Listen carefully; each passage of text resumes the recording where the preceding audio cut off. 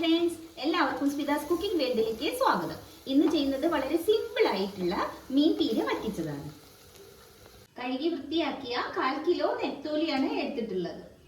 ചുവന്നുള്ളി തൊലിയെല്ലാം കളഞ്ഞതിന് ശേഷം നടുകെ കീറി എടുത്തതാണ്. പിന്നെ ഒരു 5 പച്ചമുളക് എടുത്തിട്ടുണ്ട്, വട്ടത്തിൽ അരിഞ്ഞെടുത്തിട്ടുണ്ട്. ചെറിയൊരു കഷ്ണം ഇഞ്ചി കൊത്തി അരിഞ്ഞത്, ഒരു 4 വെളുത്തുള്ളി അരിഞ്ഞത്.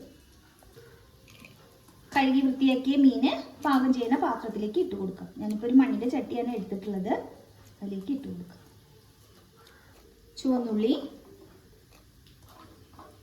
പച്ചമുളക്, ഇഞ്ചി, വെളുത്തുള്ളി, 2 കപ്പ് നാളികേരം ചിരകിയത്, മഞ്ഞൾപ്പൊടി,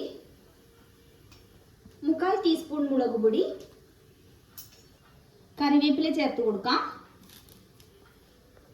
ആവശ്യത്തിനുള്ള ഉപ്പ്.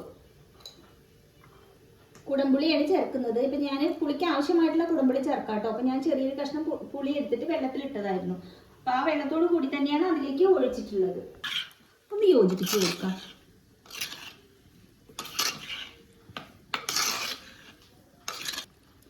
ചാനൽ ആദ്യമായിട്ടാണ് കാണണമെങ്കിൽ ഒന്ന് സബ്സ്ക്രൈബ് ചെയ്യണേ.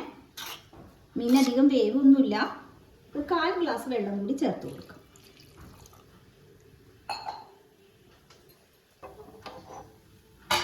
അടച്ചു വെച്ച് വേവിക്കാം. ഒന്ന് നോക്കാം.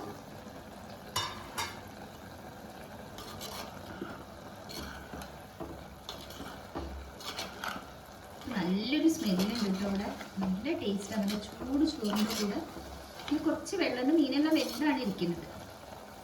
അടച്ചു വെക്കണ്ട, തുറന്ന് വെച്ചിട്ട് വെള്ളമെല്ലാം നന്നായിട്ട് വറ്റിച്ചെടുക്കാം. വെള്ളമെല്ലാം വറ്റി നല്ല പാകത്തിനായിട്ടുണ്ട്. അതിൽ നല്ല ടേസ്റ്റാണ് കേട്ടോ.